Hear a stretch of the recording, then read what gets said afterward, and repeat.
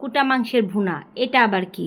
কারণ মাংসটাকে আমি পাটায় কুটে তারপর রান্না করেছি, তাই এটার নাম আমি দিয়েছি কুটা মাংসের ভুনা।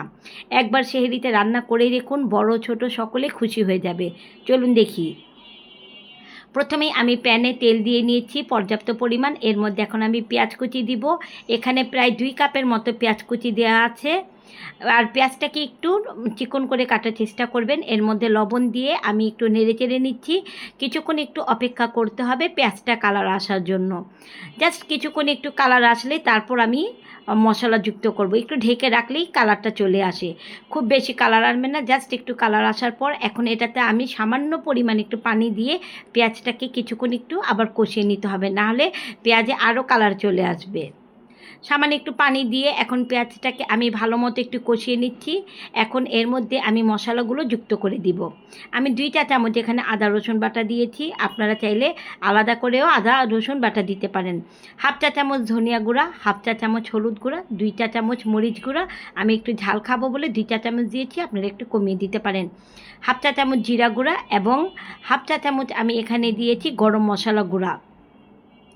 গরম মশলা এটা আমার বাইরে থেকে গুঁড়া কিনে আনা, আপনারা চাইলে ঘরের তৈরিটাও দিতে পারেন। সামান্য একটু পানি দিয়ে আবারও এই মশলাটাকে ভালো মতো কষিয়ে নিচ্ছি। যত ভালোভাবে আপনারা মশলাটাকে কষাবেন তত ভালোই আপনার রান্নাটা হবে। কারণ যারা মশলাটা ভালো মতো কষায় না তাদের রান্নার মধ্যে পেঁয়াজগুলো ভেসে থাকে। এখন 2টা দারচিনি এবং 2টা এলাচ আমি এর মধ্যে দিয়ে দিচ্ছি। আবারও কিছুক্ষণ একটু আমি এটাকে কষিয়ে নিব। সামান্য একটু পানি দিয়ে আবারও কিছুক্ষণ এটাকে কষিয়ে নিচ্ছি। এখন 1 চা চামচ আমি এখানে গরুর মাংসের মশলা দিয়েছি, যেটা বাইরে কেনা প্যাকেট পাওয়া যায়, সেখান থেকে 1 চা চামচ আমি দিয়েছি। এটা দিলে গরুর মাংসের স্বাদ অনেক গুণ বেড়ে যায়। এখন আমি এখানে 1/2 কেজি গরুর মাংস পাটায় একেবারে ভালো মতো কুটে নিয়েছি। খুব বেশি ব্লেন্ড করার মতো না, জাস্ট পাটায় একটু কুটা করে নিয়েছি।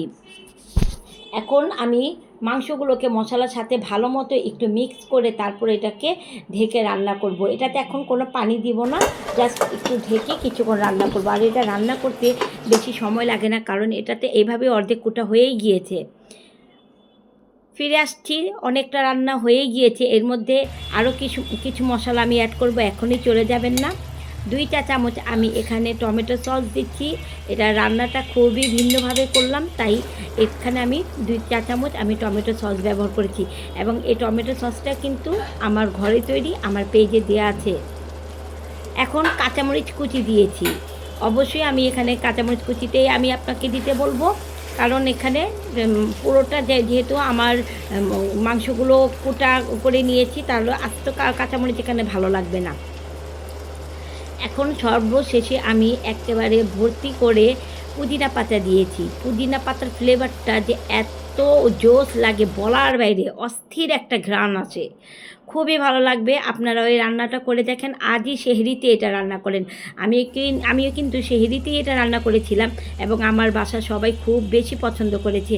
প্লিজ প্লিজ আমার ভিডিওটিকে ভালো লেগে থাকলে লাইক কমেন্ট এবং শেয়ার তো অবশ্যই করে দিবেন।